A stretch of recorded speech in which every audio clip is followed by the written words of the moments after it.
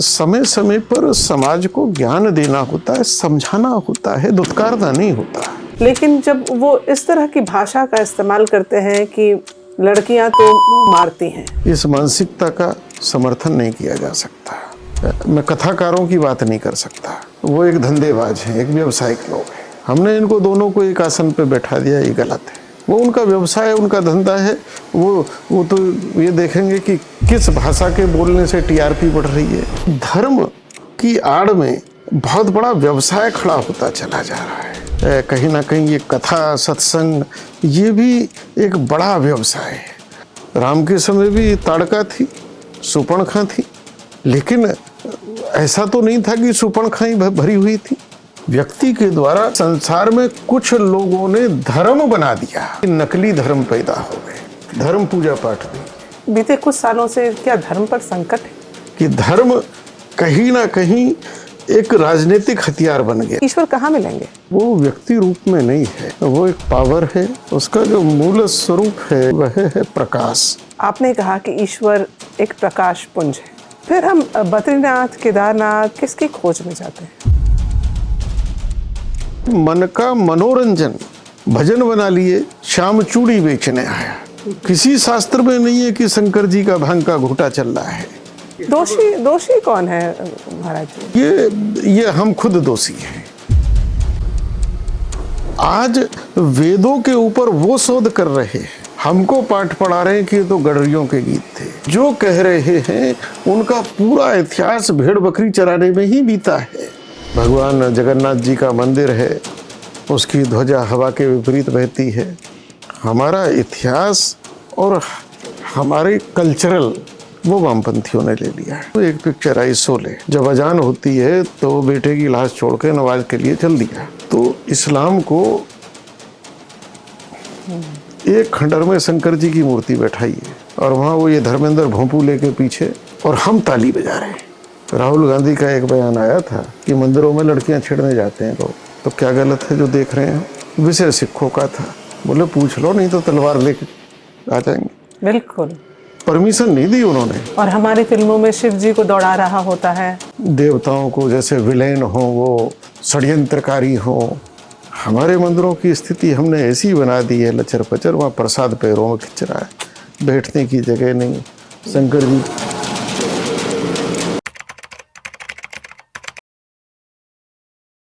हर वर्ष हजारों लोग पवित्र धामों की यात्रा करते हैं, लंबी पदयात्रा, कठिन मौसम और गहरी श्रद्धा के साथ। लेकिन प्रश्न यह है कि क्या हर यात्री को वहां ईश्वर की अनुभूति होती है?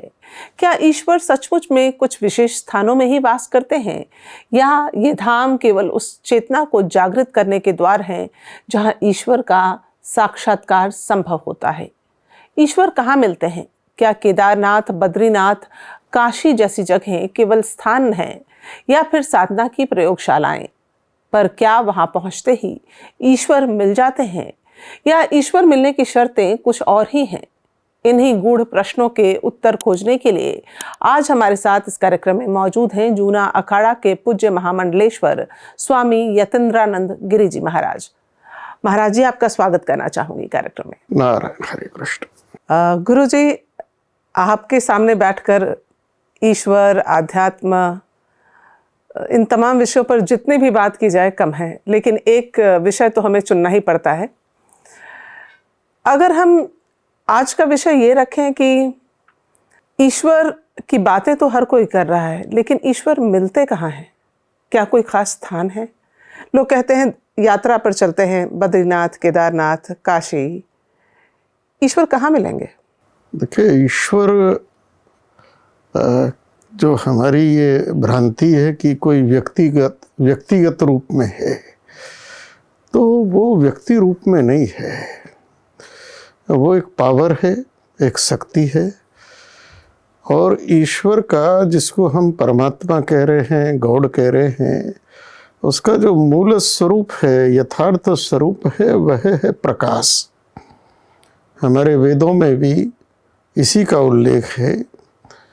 और दुनिया के बाकी जितनी भी मान्यताएं हैं, उन्होंने भी, इस्लाम ने भी कहा कि खुदा नूर है। और वही नूर जर्रे जर्रे में है। हमारे यहाँ कणाद ऋषि ने इस सिद्धांत को दिया कि कण कण में वही है। बाइबल में भी ये कहा गया है, in the beginning there was a light. जब कुछ नहीं था तो केवल प्रकाश था। तो प्रकाश ही मूल रूप से परमात्मा का स्वरूप है और उसी की चेतना, उसी का अंश, उसी का प्रकाश हम सब के अंदर, जितना भी जड़ और चेतन जगत है उसमें उसी का प्रकाश प्रकाशित हो रहा है। जब कोई साधक बड़ा गहन अपने अंदर उतर जाता है और इस माया के आवरण से, और ये जो दिखने वाला शरीर है ये अन्नमय कोश है, इसके फिर और थोड़ा अंदर जाएंगे तो प्राणमय कोश है, और अंदर जाएंगे तो एक तीसरा शरीर है मनोमय कोश। उस तीसरे शरीर से और अंदर जब चेतना, ध्यान की एकाग्रता जाएगी, तब वह प्रकाश जो है, जो स्वयं प्रकाशित है, न तदभास्यतुः सूर्यो न शशांको न पावकः यद गत्वा न निवर्तन्ते तदधामं परमं मम। तब उस दिव्य प्रकाश की, उस अलौकिक प्रकाश की अनुभूति साधक को होती है और उसको लगता है कि वह जिसकी मैं खोज में था वो कहीं और नहीं, मेरे ही अंदर विद्यमान है और उसी चेतना से संपूर्ण ये ब्रह्मांड प्रकाशित हो रहा है। तो ईश्वर जिन खोजा तिन पाइया, गहरे पानी पैठ, अपने अंदर उतर कर ही मोको कहाँ ढूंढे रे बंदे, मैं तो तेरे पास हूँ। तो ईश्वर वह चेतना वो अपने अंदर है और प्रकाश रूप में विद्यमान है और उसी से ब्रह्मांड प्रकाशित हो रहा है। जैसे कहते हैं, आपने इसको दूसरे शब्दों में कहा और जो मैंने पढ़ा, बहुत ज्ञाता नहीं हूँ, लेकिन कस्तूरी कुंडल बसे मृग ढूंढे बनमाही। बिल्कुल बिल्कुल बिल्कुल। जैसे घट घटी राम है दुनिया देखत नहीं। लेकिन हम जैसे ईश्वर को कण कण में, आप कह रहे हैं कि प्रकाश पुंज है एक ईश्वर। फिर जब हम बातें करते हैं भगवान राम की, भगवान कृष्ण की, भगवान शिव की, तो ये क्या प्रकाश के अलग अलग रूप हैं? ये उसी प्रकाश का ये एक विस्तार है, क्योंकि ये जो ब्रह्मांड है, ये जो जगत है, तो इस जगत का जो संचालन है, तो उस संचालन की जो व्यवस्थाएं हैं, क्योंकि परमात्मा की जो मूल प्रकृति माया है, उसी से इस संसार की रचना हुई है और संसार का संचालन होता है। तो समय, काल भेद और परिस्थिति के अनुसार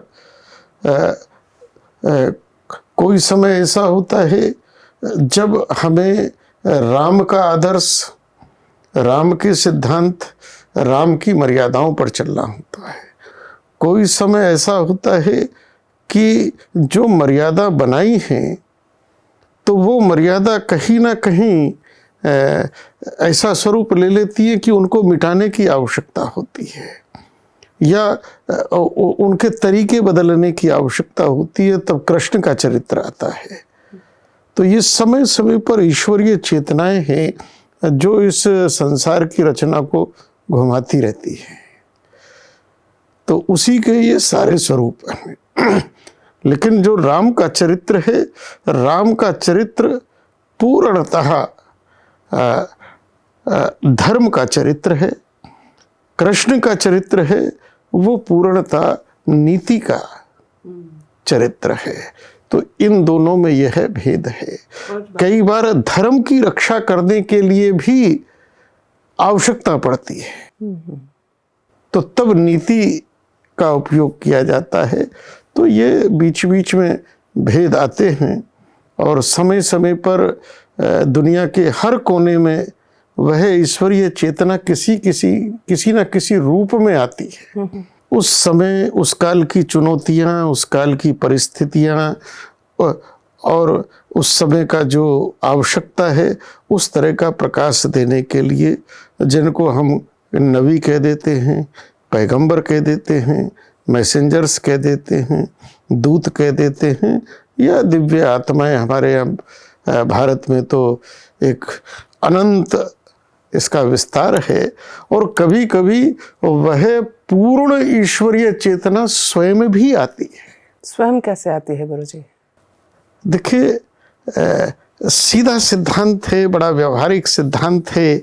जब कोई शहर में छोटी मोटी घटना हो जाती है जी, तो कोई ना कोई अधिकारी या कोई ना कोई छोटा मोटा मंत्री आता है, लेकिन जब कोई ऐसी घटना हो जाए तो तब उस देश के प्रधान को, उस देश के मुखिया को वहाँ आना पड़ता है। तो इसी प्रकार से जब धर्म, क्योंकि धर्म जो है वो संसार की रक्षा के लिए है, लेकिन जब जब धर्म पर ही विपत्ति हो जाती है, जब संसार पर विपत्ति होती है तो धर्म रक्षा करता है, लेकिन जब धर्म पर ही विपत्ति हो जाए तब कृष्ण का संदेश है कि यदा यदा ही धर्मस्य ग्लानिर्भवति भारतः, अभ्युत्थानम् अधर्मस्य, कि जब धर्म पर आएगी तो मैं आऊंगा, और सामान्य कुछ होगी तो जो धर्म है मेरे ही संदेश लेकर, मेरा ही मैसेज लेकर, मेरा ही कोई चेतना लेकर कोई ना कोई दिव्य आत्मा आएंगी और वो अपना काम कर जाएंगी। मन में बहुत सारे सवाल हैं आध्यात्म से जुड़े, लेकिन चूंकि आपने धर्म पर संकट की बात कही है अभी, इसलिए सवाल मेरा थोड़ा हटकर है। आपको लगेगा कि थोड़ा राजनीतिक हो रहा है, लेकिन गुरुजी, आपको लगता है कि मौजूदा समय में या बीते कुछ सालों से धर्म पर संकट गहराया है, जिस कारण से अब धर्म की बातें बहुत खुलकर और बहुत ही जोर से होने लगी है? धर्म और अधर्म, ये संघर्ष सृष्टि के आरंभ से है, जिसको देवासुर संग्राम कहा है। हमारे यहाँ उसको देवासुर कहा है। दुनिया के और भी जो हैं उन्होंने भी इस चीज़ को स्वीकार करा है। वो कहीं खुदा और शैतान को मानते हैं, कोई किसी को मानता है। तो धर्म पर संकट, हालांकि धर्म पर कभी संकट नहीं हो सकता, क्योंकि धर्म शाश्वत है, धर्म का अंत नहीं हो सकता। और धर्म एक सामाजिक व्यवहार है, धर्म कोई पूजा पद्धति नहीं है। पूजा पद्धति का धर्म से कुछ लेना देना नहीं है। आप किस प्रकार की पूजा कर रहे हैं, किस प्रकार से नहीं कर रहे, ये व्यक्तिगत विषय है। लेकिन जो धारण करने योग्य आचरण है, धार्ये हेति धर्मः, वह धर्म है। और वह इस सृष्टि में जो प्रकृति का निर्माण हुआ, तो हर जिस चीज का भी निर्माण हुआ उसका धर्म सुनिश्चित हुआ। सूर्य का धर्म, चंद्रमा का धर्म, हवा का धर्म, अग्नि का धर्म, जल का धर्म, पर्वत का धर्म, धरती का धर्म, वृक्ष का धर्म, जीव जंतुओं का धर्म, सबका सुनिश्चित है। मानव का धर्म। इसी प्रकार से जो मनुष्य है उसका धर्म भी सुनिश्चित हुआ। और हम जिसको हम सनातन हिंदू धर्म कह रहे हैं, वो कोई और नहीं है। आदि अनादि काल से, सृष्टि के आरंभ से हमारे जितने ग्रंथ हैं उसमें न सनातन शब्द है न हिंदू शब्द है, वहाँ केवल और केवल धर्म शब्द है। अगर भगवत गीता का भी प्रारंभ है तो धर्म शब्द से है, धर्म क्षेत्रे कुरुक्षेत्रे समवेत। तो धर्म है एक आचरण, और वो यूनिवर्सल होगा, वो वैश्विक होगा, वो बदल नहीं सकता। माता पिता का सम्मान करना ये धर्म है। दुनिया का कौन देश कहेगा कि हम इस धर्म को नहीं मानते, हम नहीं करेंगे सम्मान। धर्म ना दूसरा सत्य समाना, सच बोलना धर्म है। कौन दुनिया का देश ये कहेगा कि नहीं साहब ये भारत वालों का धर्म है, हम नहीं मानेंगे। तो धर्म की रचना प्रकृति के साथ हुई। संसार में विकृति कहाँ आई? कि संसार में कुछ लोगों ने धर्म बना दिया, जबकि धर्म की रचना प्रकृति के साथ परमात्मा के द्वारा है। व्यक्ति के द्वारा मजहब हो सकता है, पंथ हो सकता है, संप्रदाय हो सकता है। मतलब हिंदू होना या मुसलमान होना ये आपका पंथ है, ये धर्म नहीं है। हिंदू हमको दुनिया के लोगों ने कहा और सनातन हमने खुद कहा। कहना पड़ा जब दुनिया में एक तरह से ये मानिए कि नकली धर्म पैदा हो गए। हमारे पूर्वज कुछ वर्ष पहले बाजार जाते थे, घर से आज्ञा हुई घी लाना है तो घी लाते थे, दुकानदार को कहते घी दे दो, घी दे दिया, चलता रहा। लेकिन एक दिन उसी दुकानदार ने टोक दिया कि कौन सा घी। अब वो चौंका, क्योंकि अब मार्केट में रिफाइंड आ गया, डालडा आ गया, वनस्पति आ गया। लेकिन तब हमें जो परंपरा से घी था, उस घी को पहचान देने के लिए शब्द जोड़ा देसी, जबकि किसी भी शास्त्र में देसी घृतम शब्द नहीं है। बिल्कुल। इसी प्रकार से सनातन को भी जोड़ा कि भाई जो सदा से चला आ रहा है, और हम भारतवासियों को इस बात का गर्व है कि प्रकृति ने मनुष्य के लिए जो धर्म दिया, उस धर्म का हम पालन करते हैं। वह उस धर्म को हम मानते हैं जो प्रकृति द्वारा प्रदत्त है। और धृति क्षमा दबो वस्तेयम सत्यम, जो मनु जी महाराज ने पूरी उसकी व्याख्या की है 10 लक्षणों की, तो धर्म लक्षण है। धर्म परस्पर का व्यवहार है। जो मैं आपसे अपेक्षा करता हूं वही व्यवहार मुझे आपसे करना है। मैं चाहता हूं आप मेरा सम्मान करें तो मुझे भी आपका सम्मान करना है। मैं चाहता हूं कि आप मुझसे झूठ ना बोलें, सत्य बोलें, तो मुझे भी आपसे सत्य का व्यवहार करना है। धर्म परस्पर व्यवहार है, धर्म पूजा पाठ नहीं है। तो जो सवाल था मेरा कि बीते कुछ सालों से क्या धर्म पर संकट है? जो ये इस प्रकार के जो मजहब पैदा हो गए, और ये अधिकतर जितने भी मजहब पैदा हुए उनको धर्म का नाम दिया, और उनका निर्माण करने वाले और उनका संसार में विस्तार करने वाले साम्राज्यवादी लोग थे। उन्होंने धर्म को हथियार बनाया साम्राज्य का, और जिसका प्रभाव आज दुनिया में चल रहा है कि धर्म कहीं ना कहीं एक राजनीतिक हथियार बन गया है, जो नहीं बनना चाहिए। तो उसके कारण कहीं ना कहीं आज जो मूल धर्म है, तो आज उसके संरक्षण की आवश्यकता पड़ रही है। धर्म का संरक्षण कैसे होगा गुरुजी? ये तो व्यक्तिगत तौर पर हर व्यक्ति को सोचना होगा कि उसका आचरण कैसा है, उसका व्यक्तित्व कैसा है, चरित्र कैसा है, उस धर्म की स्थापना कैसे की जा सकती है। ये संभव है? ये तो हर किसी को करना होगा। देखिए, जो धर्म है श्रेष्ठता, श्रेष्ठ आचरण। और जो समाज में चिंतनशील लोग हैं, विचारशील लोग हैं, गुणशील लोग हैं, उनका ये कर्तव्य बनता है कि वो समाज की मान मर्यादाओं को स्थापित करें, और धर्म का जो सत्य स्वरूप है, यथार्थ स्वरूप है, मूल स्वरूप है, वो लोगों के सामने लेकर आए। उस दृष्टि से महापुरुषों को और समाज में आगे आकर काम करना चाहिए। आज एक बड़ी विडंबना हो गई है कि धर्म की आड़ में बहुत बड़ा व्यवसाय खड़ा होता चला जा रहा है। जैसे कौन सी बातें आपको आहत करती हैं? जिस प्रकार से धर्म के नाम पर कहीं ना कहीं आजकल सत्संग हैं, आजकल कहीं ना कहीं ये कथा सत्संग, ये भी एक बड़ा व्यवसाय है। जबकि ये साधु संत जो विरक्त लोग थे, ये उनका कर्तव्य था। वो समाज में जाते थे, कथा के माध्यम से, सत्संग के माध्यम से, प्रवचन के माध्यम से धर्म के स्वरूप का निरूपण करते थे और समाज को बताते थे कि समाज में सद्भाव वृत्ति, संस्कार ये बने रहे। किंतु आज इस क्षेत्र में व्यावसायिक लोगों की धूमधाम हो गई है और उन्होंने इसको धंधा बना लिया और उसमें धर्म एक तरफ चला गया, लोगों के मन का मनोरंजन, और उसमें तरह तरह का भजन बना लिए। श्याम चूड़ी बेचने आया, अब ब्रह्मांड का नायक चूड़ी बेचने आया।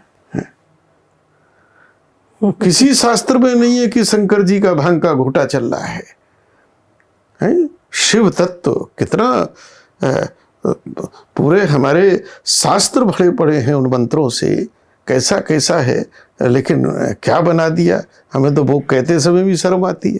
बिल्कुल बिल्कुल। है। तो ये मुझे तो लगता है कि हम ईश्वर का अब चरित्र हनन करने लगे हैं। हाँ, निश्चित रूप से, क्योंकि जिस तरह से भगवान शंकर के बारे में बातें की जाती हैं, मतलब बहुत ही ओछी बातें हैं। जो शिव तत्व, जो सृष्टि का परम तत्व है, योगियों के जो नायक है, उनका कैसा चरित्र बना दिया, कृष्ण का कैसा चरित्र बना दिया।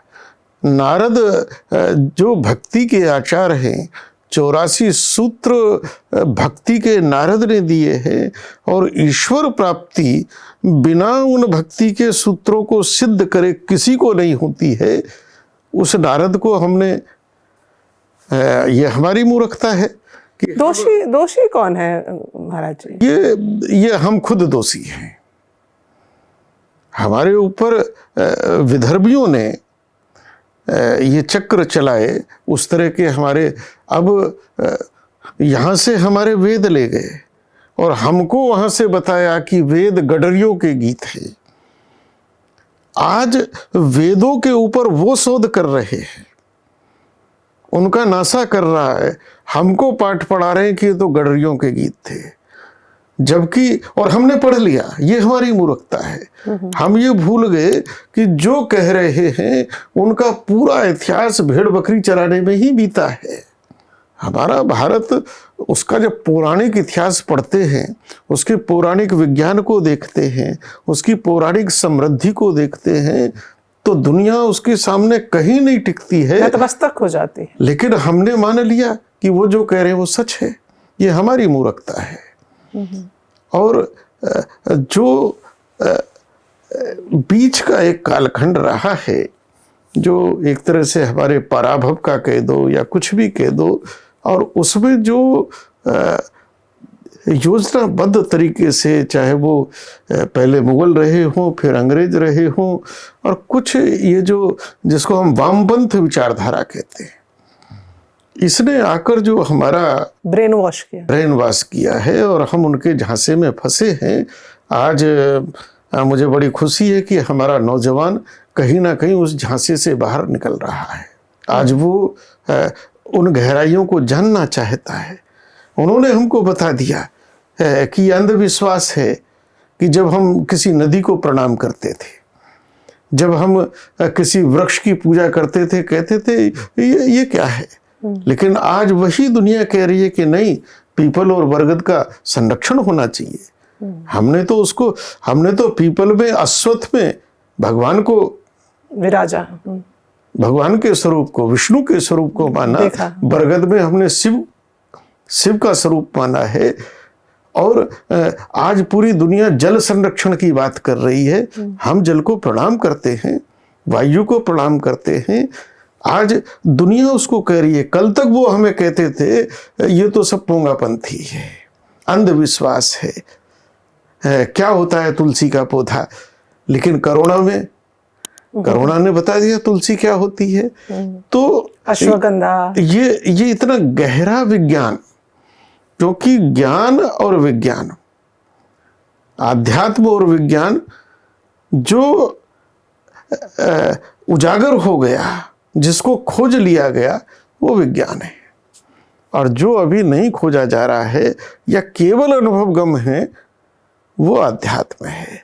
तो हमारा पूरा का पूरा धर्म विशुद्ध विज्ञान पर आधारित है। मेरा जो पहला सवाल था गुरुजी, आपने कहा कि ईश्वर एक प्रकाश पुंज है, वो हम सबके भीतर है, कहीं बहुत गहराई में। फिर हम बद्रीनाथ, केदारनाथ, काशी, गंगोत्री, यमुनोत्री, गंगा सागर, मानसरोवर किसकी खोज में जाते हैं? क्यों जाते हैं? ये जितने स्थान हैं तो कहीं ना कहीं जो ब्रह्मांडीय ऊर्जा है, उस ऊर्जा की चेतना के ये केंद्र हैं। आज से लाखों वर्ष पहले, कोई आज की रचना नहीं है, लाखों लाखों वर्ष पहले बद्रीनाथ है, लाखों लाखों वर्ष पहले केदारनाथ है। ये जितने ऐसे स्थान हैं, तो सबसे बड़ी बात यह है कि हमारे साथ ये जो सृष्टि है, ये सत्व, रज और तम गुण, इनका एक मिश्रण है। तो जब तक हम विशुद्ध सत्व गुण में स्थित नहीं होंगे, तब तक हम उस गहराई में नहीं उतर पाएंगे। तो ये जितने भी स्थान थे, ये स्थान वास्तव में इसलिए थे, अब हमें अनुभूति है कि आज से 25-30 साल पहले केदारनाथ जाते थे, चढ़ाई शुरू होती थी। पहली बात तो जाना दुर्गम था, 1-2 किलोमीटर जाकर सबकी सामर्थ्य जवाब देती थी। आप गए हैं? बहुत बार, वर्ष में कई बार। जब सामर्थ्य जवाब दे देती है, लगता है अरे कहाँ, तो कोई ना कोई सदगुरु एक विश्वास जगाता है कि अरे भाई तुम यहाँ आए हो, ऐसी थोड़ी आए हो, उसने बुलाया है, और जब बुलाया है तो दर्शन भी देगा।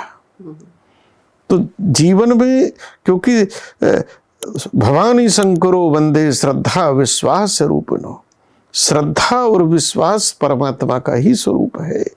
तो एक गहरा विश्वास आए हैं तो करेगा।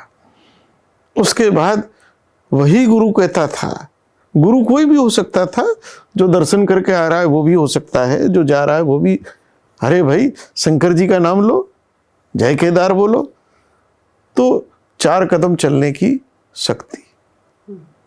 तो उस समय एक समर्पण भाव ये आ जाता था कि भाई मेरी शक्ति तो इतनी थी, मेरे अहंकार की, कि मैं इतना आ गया, लेकिन आगे तो मैं तेरे ही नाम से बढ़ रहा हूं। जो बल है वो मेरा नहीं, वही व्यापक बल है। और उसका जितना सांसारिक चिंतन था, जो तमोगुण रजोगुण से युक्त चिंतन था, हर कदम पर वो नीचे ही छूटता जा रहा है, और बस एक ही चिंतन है कि कैसे ही वहां पहुंचे। और उस समय ये अनुभूति होती थी कि वहां पहुंचने के बाद जो शिखर दिखा, तो वो शिखर नहीं दिखता था, अनुभूति ये होती थी कि मैंने उसको देख लिया, मैंने उसको पा लिया। कैसे ईश्वर के दर्शन होते हैं, क्या होता है? देखिए, ईश्वर, मैंने पहले ही कहा है कि अपने अंदर जब गहरे में उतरते हैं तो उस प्रकाश में लय हो जाते हैं। स्वामी रामकृष्ण परमहंस ने ये बात कही है कि उस अवस्था में जाकर हम अंश नहीं रह जाते, हम व्यापक हो जाते हैं। जैसे बूंद सागर में गिरी तो बूंद बूंद नहीं रही, वो सागर हो गई। अब बूंद ये नहीं कहेगी कि मैं बूंद हूं। उसी प्रकार से जीव है। और रामकृष्ण परमहंस उस चीज को कहते हैं कि एक मिस्री का पुतला समुद्र की गहराई नापने गया, कितना गहरा समुद्र है वो आज तक लौटा ही नहीं। तो ऐसे ही जो अपने अंदर उतरा है और जो उस अवस्था तक गया है, तो वो फिर समग्र में व्याप्त हो गया। वो फिर जिस प्रकार से वो मिस्री का पुतला आज तक ये बताने नहीं आया कि कितना गहरा है, तो ऐसे ही वह ईश्वर है, वह चेतना। जैसे हम स्वप्न से जगते हैं और स्वप्न गायब हो जाता है, स्वप्न में सब कुछ है, हम खा भी रहे हैं, झगड़ा भी कर रहे हैं, प्यार भी कर रहे हैं, डर भी रहे हैं, गुस्सा भी कर रहे हैं। अब स्वप्न में हम बढ़िया बढ़िया जलेबी आई, गरम गरम खाने जा रहे हैं, तब तक आंखें खुल गई। अब ना वो जलेबी है, ना वो कुछ भी नहीं है। अब हम कितनी चेष्टा करें कि आंखें बंद करके भाई जलेबी पहले खा ले फिर जगेंगे, तो नहीं। तो ये संसार भी ये परमात्मा का, उस विराट सत्ता का संकल्प मात्र है, ये सत्य नहीं है। मतलब अगर ईश्वर की अनुभूति करनी है और व्यापक होना है, आपके शब्दों में जैसे आप कहते हैं हम व्यापक हो जाते हैं, तो मार्ग जो है वो केदारनाथ का है, वो इन जगहों का है जहाँ ये जगह सहायक है। क्योंकि आज घर के अंदर भी जब हम रसोई में होते हैं अलग होते हैं, बेडरूम में होते हैं अलग, ड्राइंग रूम में होते हैं अलग, लेकिन घर में भी जब पूजा घर में हम जाते हैं तो हमारी भाव वृत्ति डिफरेंट हो जाती है, बदल जाती है। तो ये जितने स्थान हैं ये केवल हमारी उस भाव वृत्ति को परिवर्तित करते हैं और हमको उस दिशा की ओर ले जाते हैं जिस दिशा में हमारी भाव वृत्ति को जाना चाहिए। उसमें ये सहायक होते हैं, चेतना आती है, चेतना आती है और एक वहां से एक पावर भी मिलती है। तो इन स्थानों की ताकत का आपको क्या एहसास हुआ? आप तो गए हैं, तो कैसी ताकत की अनुभूति हुई है? देखो, अनुभूत करने वाली ताकत है। अब जैसे हमारे शास्त्रों में लिखा है, आज जैसे बहुत बड़ी खोज चल रही है, क्योंकि दुनिया का विज्ञान हर चीज को खोजना चाहता है। आज वो ज्योतिर्लिंगों पर खोज कर रहा है कि आखिर ये ज्योतिर्लिंग इसी स्थान पर क्यों है। तो उन ज्योतिर्लिंगों का ब्रह्मांड के ग्रह नक्षत्रों से लिंक जुड़ रहा है। जिस भगवान शिव हमने उनको एक आकार दिया है, दुनिया के जितने भी परमाणु रिएक्टर्स हैं, जहां परमाणु ऊर्जा के केंद्र हैं, वो आप देखिए उसी आकार के हैं। शिव जी के आकार, शिवलिंग। शिवलिंग पर जल चढ़ाया जाता है, उन पर सतत कि वो ठंडे रहे, शीतल रहे, जल रहता है। हमारे यहाँ कहा गया, माघ मकर गति रवि जब होई, तीर्थपति आवई सब कोई। कि जब माघ का महीना आता है, हमारे हिंदी कैलेंडर में अभी चल रहा है, तो देव दनुज किन्नर नर श्रेणी, यानी मनुष्य ही नहीं देवता तक प्रयाग आते हैं, प्रयागराज आते। 1 महीना कल्पवास होता है। आखिर क्या है? आप देखिए कि 6000 किलोमीटर की फ्लाइंग करके वह पक्षी साइबेरियन जो हंस प्रजाति के हैं, उनको हंस प्रजाति में ब्राह्मण वर्गीय कहा गया है। माइग्रेट करते हैं उनको ब्राह्मण वर्गीय, क्योंकि ये जो चील कौवे होते हैं इनको चंडाल पक्षी कहा गया है, लेकिन वो ब्राह्मण वर्गीय पक्षी हैं। ठीक इसी महीने में वो आते हैं, वहीं उतरते हैं और माघ करके चले जाते हैं, और पर्टिकुलर वो 1-2 किलोमीटर का घेरा है, उसी में वो रहते हैं।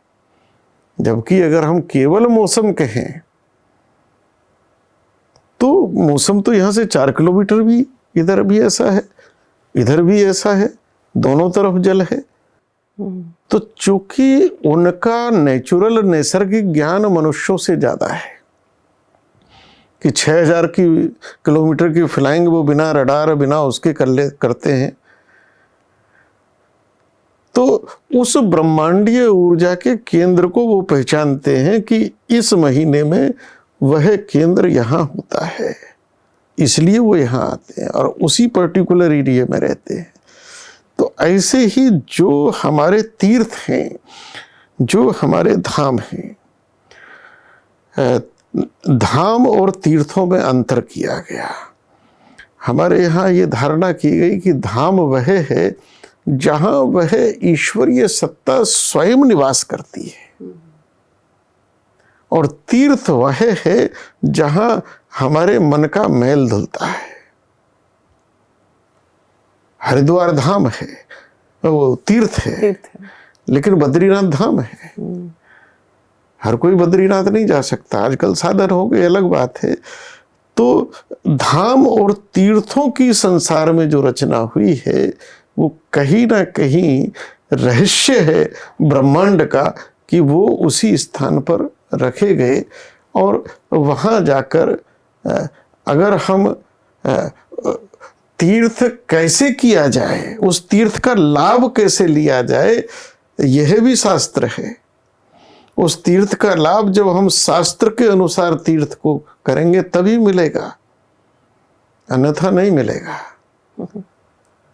तो आज मौज मस्ती के लिए जाते हैं, पिकनिक के लिए जाते हैं, तो उनकी भावना वो रहती नहीं है, तो वो उस चीज को कैप्चर नहीं कर पाते, जुड़ नहीं पाते उससे। अर्थात कि आप इन स्थानों पर चाहे कितना भी चले जाए, भाव, वहाँ का जो एक तरह से संविधान बना है, नियम बने हैं, उस नियम के अनुसार जब आप रहेंगे तब आप उसके प्रभाव को, उस ब्रह्मांडीय क्षेत्र के प्रभाव को कैप्चर कर पाएंगे। अगर आपका मीटर ही नहीं जुड़ा हुआ वहाँ से, वहाँ ऊर्जा पूरी है, लाइट पूरी है, पर आप फ्यूज बल्ब लिए बैठे हैं तो कैसे जलेगा? तो पूरा जो चैनल होता है कि भाई जो फ्रीक्वेंसी है, आप उस चीज को तभी जब आप उस फ्रीक्वेंसी पर अपने को लाएंगे तो उस चीज को पकड़ेंगे। ये भी कहते हैं गुरुजी कि जब आप इन स्थानों पर जाते हैं, धामों में, तो रास्ता इतना दुर्गम और कठिन होता है कि आधे रास्ते से ही आपका घमंड टूट जाता है। मैंने कहा ना कि जब 1-2 किलोमीटर चढ़ गए तो अपना बल जवाब दे गया। बल जवाब देना यानी अपना अहंकार कि मैं चढ़ जाऊंगा। तब वही याद आया कि ना भैया, आप ही चढ़ाओ। तो जीवन में प्रार्थना जीव तभी कर सकता है जब उसका घमंड टूटे, उससे पहले प्रार्थना नहीं हो सकती। अहंकारी प्रार्थना नहीं कर सकता, और बिना प्रार्थना, क्योंकि पुरुषार्थ और प्रार्थना दोनों का योग चाहिए आध्यात्म के क्षेत्र में, उसकी जो कृपा है वो प्रार्थना से ही प्रकट होगी। जब तक हम प्रार्थना नहीं करेंगे, प्रे नहीं करेंगे, और प्रार्थना में बल है, ये प्रकृति प्रार्थना को सुनती है, इसके कान है, ये सब कुछ सुन रही है। आज भी लाखों लाखों वर्ष के बाद भी व्यक्ति प्रार्थना करता है, जब उस पर संकट हो, जब कोई आवश्यकता लगती हो, कुछ भी हो, वो प्रार्थना करता है। तो ये लाखों लाखों वर्ष से चल रहा है, क्योंकि उसको विश्वास है, वो अनुभव कर रहा है कि प्रार्थना कहीं ना कहीं सुनने वाला सुनता है। तो प्रार्थना बहुत आवश्यक है, और प्रार्थना तभी कोई कर सकेगा, प्रार्थना में झुकना पड़ेगा, बिना झुके प्रार्थना नहीं हो सकती। और वो तभी हो सकेगा जब अहंकार टूटेगा, नहीं तो अहंकार तो अकड़ा पड़ा है, तभी प्रार्थना हो। इस ठंड की तरह ठंड और घमंड की अकड़न। वैसे गुरुजी ये कहते हैं कि इन स्थानों पर, ये स्थान जो है बहुत रहस्यमय भी है, आपने महसूस किया है? देखिए, एक स्थूल जगत है, दृश्यमान जगत है, और एक सूक्ष्म जगत है। द्वापर तक तो मनुष्य की शक्तियां बहुत ज़्यादा थी। मनुष्य कई फ्रीक्वेंसी पर काम कर लेता था, यानी मनुष्य देवलोक भी चला जाता था, देवताओं से संवाद कर लेता था, देवता भी प्रत्यक्ष मनुष्य लोक पर, भूलोक पर मिलते थे। और धीरे धीरे ये शक्ति घट रही है। हमारे पूर्वज, हमारे देखते देखते हमारे पूर्वजों को नैसर्गिक ज्ञान बहुत था। कोई चिड़िया बोल रही है तो बता देते थे कि भाई 2 दिन बाद क्या होने वाला है। बादल देखकर, हवा देखकर, तारे देखकर। आज मनुष्य उस शक्ति को खोता जा रहा है। हम यहाँ बैठे हैं, यहाँ एक स्थूल जगत है, दिखाई दे रहा है, ये माइक है, ये है, कुर्सी है, हम गिन सकते हैं। लेकिन इसी जगह अनंत सूक्ष्म जगत है जिसको हम स्वीकार कर रहे हैं। और यहाँ न जाने कितने टीवी के चैनल चल रहे हैं, कितने रेडियो संदेश चल रहे हैं, कितने वायरलेस, कितने मोबाइल, यही सब चल रहे हैं। हम उसको स्वीकार कर रहे हैं, लेकिन हम उस फ्रीक्वेंसी पर नहीं है। उसके लिए हमें उपकरण लेना पड़ रहा है। तो जिस चीज को हम स्वीकार कर रहे हैं वो भी सूक्ष्म जगत है, लेकिन उसके अलावा भी यहाँ कितना सूक्ष्म जगत होगा। इसी मेज पर कम से कम करोड़ों बैक्टीरियाज हैं जो दृश्य नहीं है।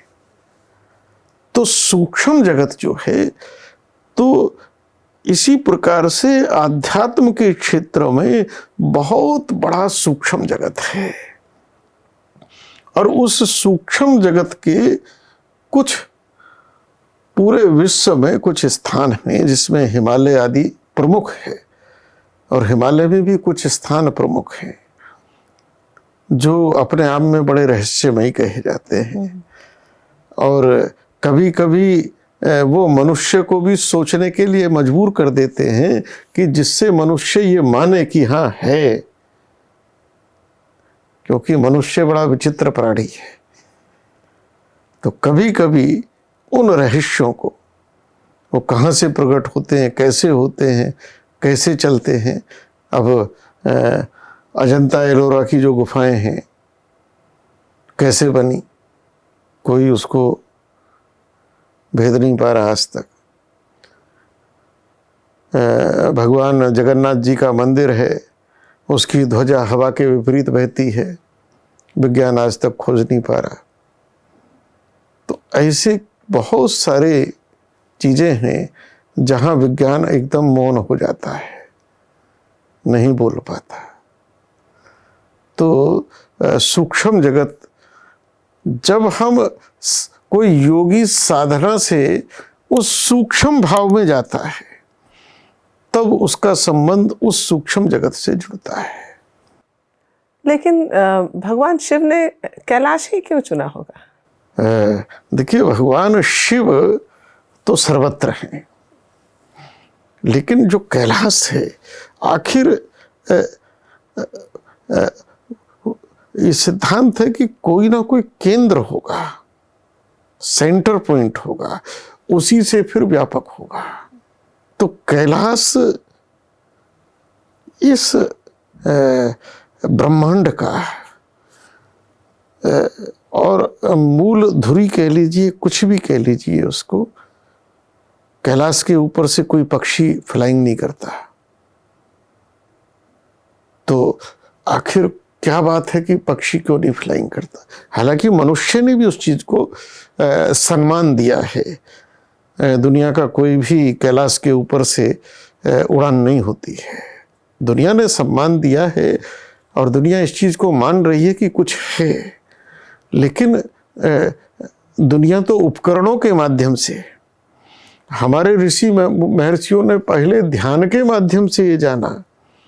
तो कैलाश अपने आप में वो साक्षात शिव का ही स्वरूप है, और वो जो उस महाशक्ति का केंद्र बिंदु होना चाहिए वो कैलाश है शिव का। तो कैलाश अपने आप में अद्भुत है, और मैं तो कहता हूँ कि जीवन में एक बार जरूर कैलाश की यात्रा करनी चाहिए। भगवान का प्रकट दर्शन है। और जो कैलाश पर्वत की परिक्रमा है 3 या 4 दिन में हो जाती है पूरी। कठिन है, ऑक्सीजन का वो रहता है, लेकिन संकल्प में बल है तो हो जाएगी। और उस परिक्रमा में कहीं ना कहीं अगर आपका भाव है तो कोई ना कोई आपके साथ उस पूरी परिक्रमा में अलौकिक घटना हो जाएगी और आपको लगेगा कि हाँ, शिव कृपा हुई है। जो एक चमत्कार कह दो, कुछ भी कह दो, तो वहाँ शिव अनुभूति सहज भाव में हो जाती है। फिर हम शिव के अलग अलग रूपों की पूजा, जैसे महादेव कहते हैं हम शिव को, देवों के देव, जैसे महाकाल के रूप में या काशी विश्वनाथ के रूप में, अलग अलग रूपों में क्यों करते हैं? देखिए, जैसे संसार में एक ही व्यक्ति के अनेक रूप हो जाते हैं। एक ही व्यक्ति, वो किसी का चाचा भी है, वो किसी का ताऊ भी है, वो किसी का मामा भी है, वो किसी का नाना भी है, वो किसी का बेटा भी है, और अनेक उसके नाम हो गए, अनेक संबोधन हो गए, और इन सब में उसके धर्म भी अलग अलग हो गए, कर्तव्य भी अलग अलग हो गए। तो इसी प्रकार से परमात्मा वो है तो एक ही, लेकिन जब वो अलग अलग, वही परमात्मा जब सृष्टि का संकल्प लेते हैं करने का तो ब्रह्मा हो जाते हैं। वही परमात्मा, वही महाशक्ति जब उस सृष्टि का संचालन का व्यवस्था देखते हैं तो वो विष्णु हो जाते हैं, और एक दिन उसी को वापस समेट लेते हैं तो शिव हो जाते हैं। महाकाल, महाकाल ये समय, काल कहते हैं समय को। तो इस ब्रह्मांड की जो काल गणना है, जो समय की गणना है, उसका केंद्र महाकाल है। समय की गणना वो उज्जैन महाकाल से ही होगी। समय में बहुत सारी चीजें आ जाती है, सब कुछ समय में आता है। सूर्य भी समय में ही जन्मा है, हम भी समय में जन्मे हैं, और इसी समय में हम सिमटेंगे भी। तो उस संपूर्ण समय की काल की गणना का केंद्र बिंदु महाकाल है। तो जैसे हम भगवान राम की जिंदगी से धर्म और मर्यादा इसकी सीख लेते हैं, भगवान कृष्ण से नीति की सीख लेते हैं, भगवान शिव की जिंदगी से हमें क्या सीख लेना चाहिए? भगवान शिव जो हैं वो ज्ञान के देवता कहे गए हैं, और ज्ञान स्वरूप उनका काशी में है। इसलिए काशी का बताते हैं कि प्रलय में भी नाश नहीं होता। तो ज्ञान परमात्मा का ही स्वरूप कहा गया है। तो जिस प्रकार से परमात्मा का अंत नहीं है, तो ज्ञान का भी अंत नहीं है। तो भगवान शिव वो ज्ञान स्वरूप हैं। राम और कृष्ण ये संसार के व्यवहारिक स्वरूप हैं, क्योंकि हमें रहना संसार में है। तो संसार में रहना कैसा है, किंतु संसार भी असार है, मिटने वाला है। शाश्वत क्या है, तो शाश्वत शिव है, ज्ञान है। तो जब हम ज्ञान में स्थित होंगे, ज्ञान के क्षेत्र में बढ़ेंगे, तो ये जो संसार के सुख दुख हैं, या जीवन क्या है, या संसार क्या है, हम इसको जान सकेंगे। तो राम ये धर्म का स्वरूप है, नीति का स्वरूप कृष्ण है, लेकिन भगवान शिव ये विशुद्ध ज्ञान का स्वरूप है। लेकिन शिव भी वही है, राम भी वही है, और कृष्ण भी वही है। जब वही धर्म के स्वरूप का निरूपण करते हैं तो शिव है, वो राम है। नीति का निरूपण करते हैं तो वही कृष्ण बन गए, और जब ज्ञान में स्थित होते हैं वही शिव है। जिनके रही भावना जैसी, प्रभु मूरत तिन देखी वैसी। जब आपसे बात कर रही हूँ तो बहुत लंबे समय से मैं ये सोच रही हूँ गुरुजी कि जैसे आपने एक फ्यूज बल्ब का एग्जाम्पल दिया, जैसे आपने कैलाश के बारे में बताया, तो एक साइंस का विद्यार्थी वो इतने जिंदगी इतनी कैसे बदल गई, मतलब कुछ ना कुछ तो हुआ होगा जीवन में। देखिए, साइंस की जब गहराई में उतरेंगे तो साइंस का रास्ता जाता है सीधा आध्यात्म में। कैसे? साइंस है खोज। अगर आप भौतिक विज्ञान में जाएंगे तो पूरा का पूरा वो आध्यात्म है कि जो रहस्य हैं साइंस में, और चर्चा किसकी है, उन रहस्यों की है। आप जीव विज्ञान में जाएंगे तो वनस्पति में, जीव जंतुओं में कारण तत्व क्या है, तो कारण तत्व अध्यात्म है। आप रसायन में जाएंगे तो जीवन के रसायन कहाँ से आ रहे हैं, इन्हीं पंच तत्वों से आ रहे हैं। और कैसे रसायन जीवन में प्रभाव डालते हैं कि आपकी वृत्ति खराब हो रही है तो कोई रसायन आपका गड़बड़ हो रहा है, और ये सब मैनेज कैसे होते हैं। तो बोले जब हम बीमार होते हैं तो डॉक्टर क्या देता है, औषधि देता है। औषधि है क्या, रसायन ही तो है।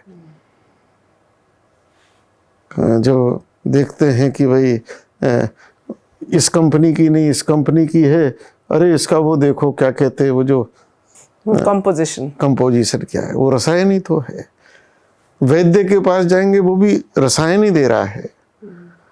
और फिर इन सारे रसायनों से अगर कोई बढ़कर रसायन है जिसमें सब मिट जाएंगे, वो राम रसायन है। वो हनुमान जी के पास है, राम रसायन तुमरे पासा, सदा रहो रघुपति के दासा। तो चाहे वो केमिस्ट्री हो, पति पत्नी की नहीं बनी, लोग कहते हैं भाई इनकी केमिस्ट्री नहीं मिली। अब वो रासायनिक केमिस्ट्री की बात हो रही है। तो चाहे फिजिक्स हो, चाहे जीव विज्ञान हो, ये रास्ता सीधे सीधे वहीं जाता है, आध्यात्म में जाता है जब कोई गहराई में जाएगा। और आप देखिए कि जिस समय हमारे इसरो ने चंद्रमा पे यान पहुंचाया, तो इसरो का चीफ क्या नाम था उनका, अपने बड़ा अच्छा नाम था, सोमनाथन जी। तो उनसे पूछा कि भाई ये कैलकुलेशन कहाँ से लेकर आए, तो उन्होंने कहा कि हमने वेदों से लिया। वेदों में वही तो सूत्र है, पूरा जो खगोल तंत्र है। आज धर्म, मैंने कहा कि धर्म विशुद्ध विज्ञान है। आज दुनिया में नासा सबसे बड़ा केंद्र माना जाता है। नासा कहता है कि हम वेदों पर रिसर्च करेंगे, और कर रहे हैं। नासा ने आज तक ये नहीं कहा कि हम कुरान पर रिसर्च करेंगे, हम बाइबल पर रिसर्च करेंगे। अर्थात कुरान या बाइबल में विज्ञान का कोई स्थान नहीं है। अगर स्थान होता तो वो रिसर्च करते। तो अगर कोई धर्म विज्ञान सम्मत है तो वो वेद का धर्म है, जिसे हम सनातन धर्म कह रहे हैं। और दुनिया को ये समझना चाहिए। लेकिन अगर आप इतनी गहराई से पढ़ते थे विज्ञान को, तो इसका मतलब आप बहुत इंटेलिजेंट रहे होंगे गुरुजी। देखिए, ये एक ऐसा क्षेत्र है इसमें जितने गए उतना ही लगा कि कुछ भी नहीं भैया, हम तो बड़े अंधकार में हैं, पहले ही ठीक थे।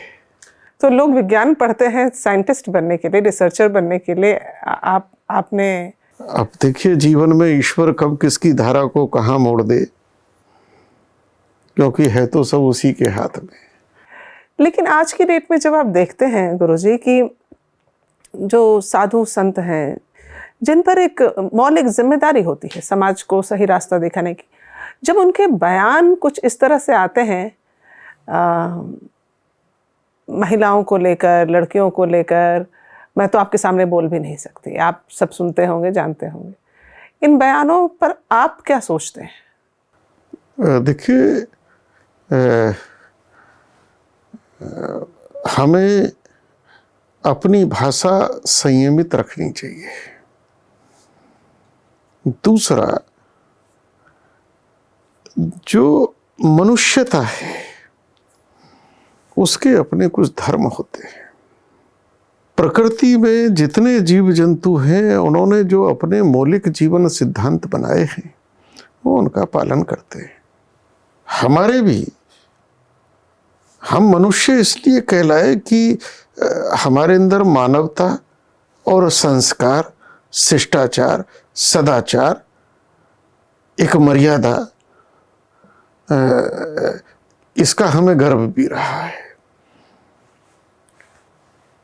तो कभी कभी वेशभूषा को लेकर कि वेश है ये मर्यादित होना चाहिए। भगवान कृष्ण के जीवन में ये जो चीर हरण की लीला है कि खुले तालाब में और ओपन जगह सार्वजनिक जो हो सकती है और वस्त्र उतार के ऐसे स्नान करें तो उसका समाज पर इम्पैक्ट क्या जाएगा। तो कृष्ण ने कहा कि जब हमें यही चरित्र स्वीकार करना है तो फिर आदम युग में रहो, फिर अपने को मनुष्य ना कहो, अन्यथा मर्यादा से रहो। उन्होंने संकल्प कराया। तो अगर हमारे महापुरुष इस दृष्टि से बात करें, क्योंकि समय समय पर समाज को ज्ञान देना होता है, समझाना होता है, दुत्कारना नहीं होता कि हम कोई ऐसी भाषा बोलें जो दूसरों को गलत लगे। आज हम बहुत सारी चीजों में सुप्रीम कोर्ट के समर्थक नहीं हो सकते। समलैंगिकता पशु में नहीं है, हम तो मनुष्य हैं, इसके लिए कानून बनाना, अरे भाई किसी के अंदर विकृति आ गई तो आने दो, कानून की क्या आवश्यकता है, इसको सिद्धांत क्यों बना रहे हो? नहीं बनना चाहिए। लिव इन को लेकर, लिव इन है आजकल, तो अगर हम लिव इन को मान्यता दे रहे हैं तो फिर हमें विवाह की जो हमारे संस्कार है वो समाप्त कर देने चाहिए। आवश्यकता क्या है विवाह की? ये मानवीय मूल्य, जीवन मूल्य समाज नहीं तो ये आदर्श खड़े करे, नहीं तो इसका परिणाम क्या होगा? फिर कहाँ की मर्यादा, कहाँ का शिष्टाचार, कहाँ का क्या रह जाएगा। लेकिन मैं उन संतों का नाम नहीं लेना चाहूँगी, लेकिन जैसे उनकी भाषा, जब माना कि वेशभूषा, मर्यादा सब सही है, होना चाहिए, लेकिन जब वो इस तरह की भाषा का इस्तेमाल करते हैं कि लड़कियां तो मुंह मारती हैं, बोलना नहीं चाहिए मुझे ऐसे, तो ये इसका समर्थन नहीं किया जा सकता, इस भाषा का भी समर्थन नहीं किया जा सकता। क्योंकि आप दो के बारे में बात कर रहे हैं, लेकिन 20,000, 20 लाख, 20 करोड़ ऐसी हैं जो ये ऐसी नहीं है। तो आप इन जनरल ऐसी भाषा नहीं इस्तेमाल कर सकते, और आप संत हैं। इस भाषा का, इस मानसिकता का समर्थन नहीं किया जा सकता। और दूसरी बात यह है, मैं समझता हूँ जहाँ तक मैं कथाकारों की बात नहीं कर सकता, क्योंकि कथाकार वो एक धंधेबाज हैं, एक व्यवसायिक लोग हैं। लेकिन संत जो है उसने सब कुछ छोड़ के वो समाज के लिए आया है, वो व्यवसाय के लिए नहीं आया। तो हमें कहीं ना कहीं इन कथाकारों में और संत में भेद करना होगा। हमने इनको दोनों को एक आसन पे बैठा दिया, ये गलत है। वो उनका व्यवसाय, उनका धंधा है। वो तो ये देखेंगे कि किस भाषा के बोलने से टीआरपी बढ़ रही है, किस भाषा से जो है खूब पब्लिसिटी हो रही है। लेकिन संत तो सदैव वही वाक्य बोलेगा जो शास्त्र कहता है। शास्त्र संवत ही संत बात करेगा, शास्त्र से हटकर नहीं करेगा। और समाज में हमारे आदि अनादिकाल से, राम के समय भी ताड़का थी, सुपर्णखा थी। तो ये लेकिन ऐसा तो नहीं था कि सुपर्णखा ही भरी हुई थी, कोई कोई होता है। तो कुछ लोगों के लिए, और उसमें भी हमें अपनी भाषा तो हर समय बड़ी संयमित रखनी ही चाहिए। जी गुरुजी। एक ट्रेंड और भी देख रही हूँ गुरुजी, नया है। अभी क्या कर रहे हैं ना लोग कि एक बनाया है भजन ग्रुप, ठीक है, मैं एग्जैक्ट टर्म तो नहीं जानती। अब जैसे सिंगर्स को बुला के लोग कव्वाली गवाते थे या भजन गवाते थे, ये क्या करते हैं कि युवा बैठ के भजन गाते हैं, और रैप स्टाइल में, पॉप स्टाइल में। ये सही है क्या, मतलब मुझे तो बड़ा मजा आ रहा था देख के कि चलो इसी बहाने भगवान का नाम तो ले रहे हैं। देखिए, कहीं ना कहीं ये मन का एक मनोरंजन है।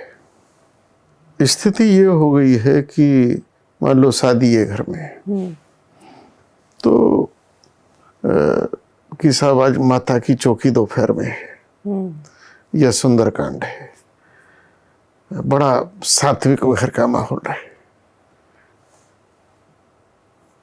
कि दोपहर के भोजन में प्याज भी नहीं डलेगी, रात को कॉकटेल कर रहे हैं।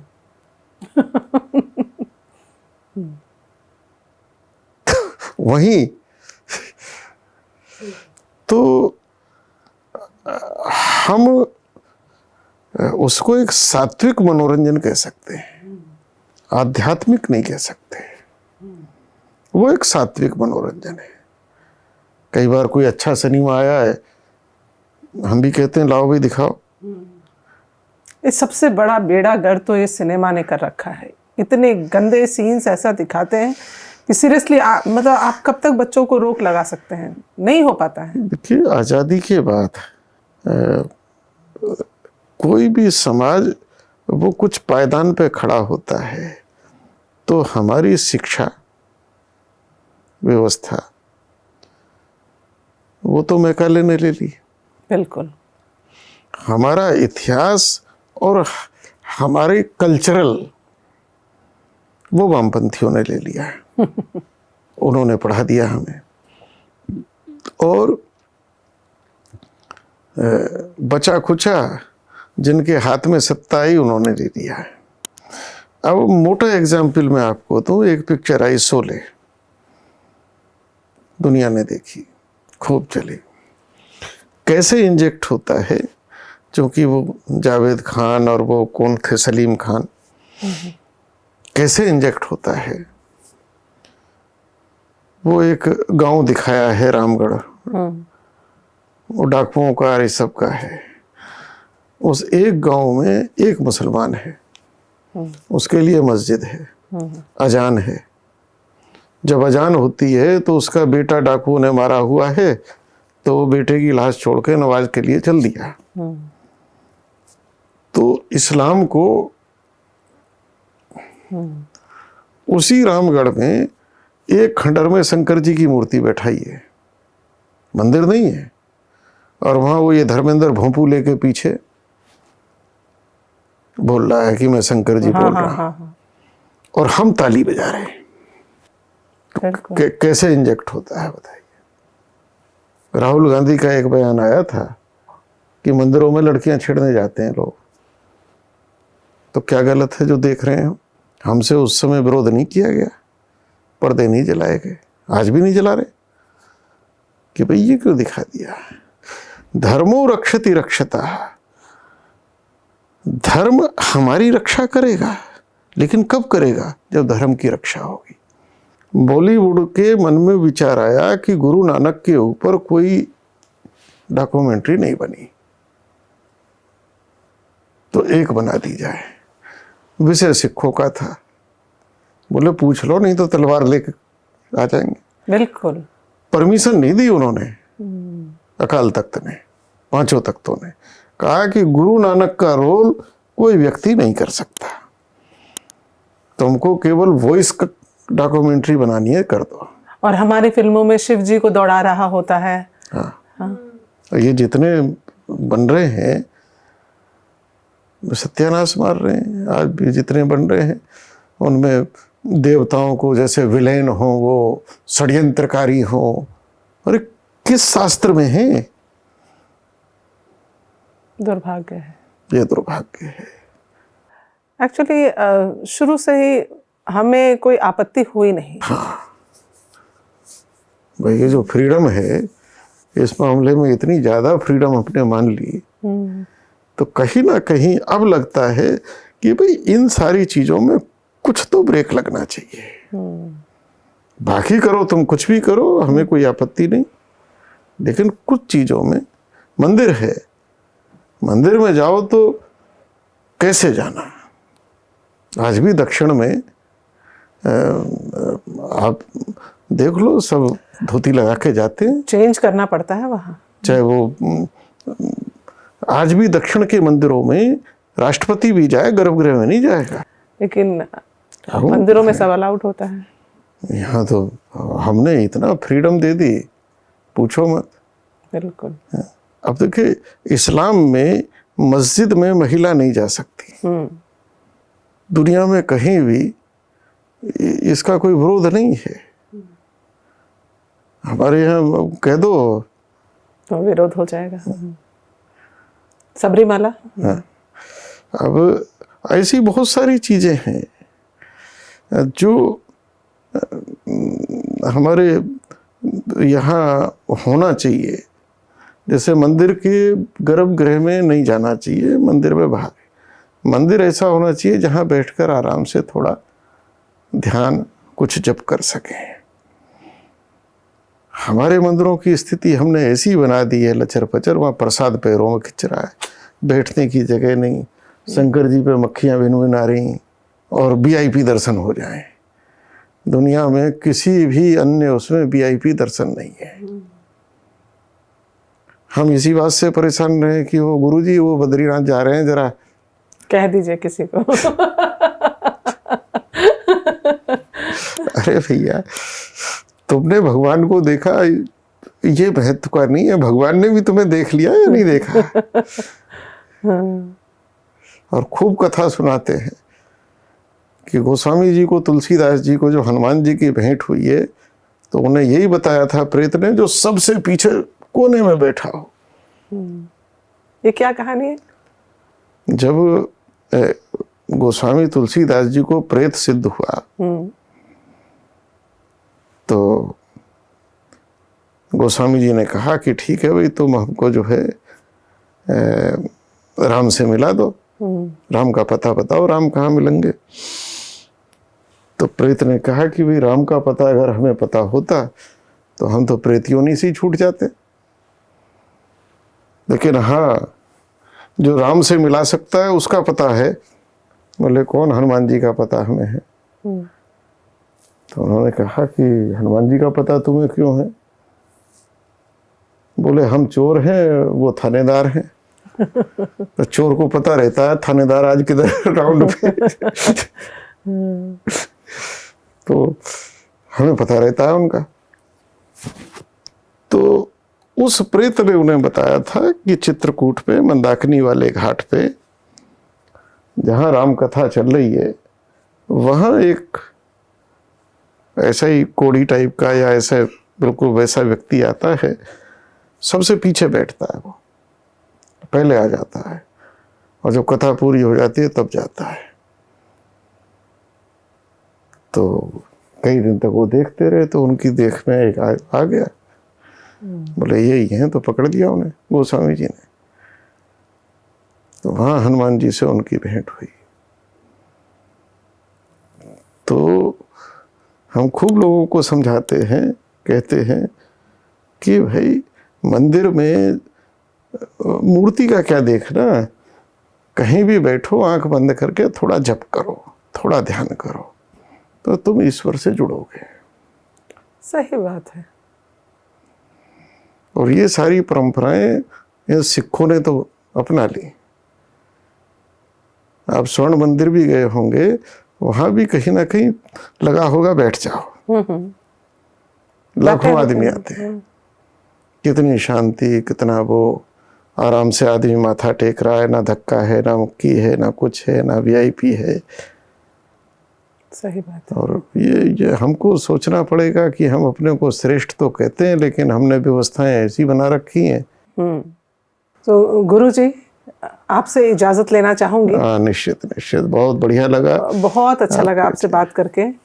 अभी मेरा दिल तो भरा नहीं है, इसलिए अनुरोध करूंगी कि एक बार आपको और आना है। चलिए कभी फिर आएंगे, ताकि दर्शक जो अपने मन के सवाल लिखेंगे वो सब आपसे पूछेंगे अगले जरूर एपिसोड में। जरूर जरूर जरूर। बहुत अच्छा लगा आपके इस इको क्राफ्ट में आकर, और जिस प्रकार से आपने धर्म और आध्यात्म के विषयों को उठाया है, मैं समझता हूँ कि निश्चित रूप से हमारे जो युवा हैं विशेषकर, क्योंकि अब पारी उन्हीं की है, तो वो जरूर प्रेरित होंगे, और उनके कुछ अगर प्रश्न होंगे तो जब अवसर आएगा तो मैं फिर देने का प्रयास करूँगा।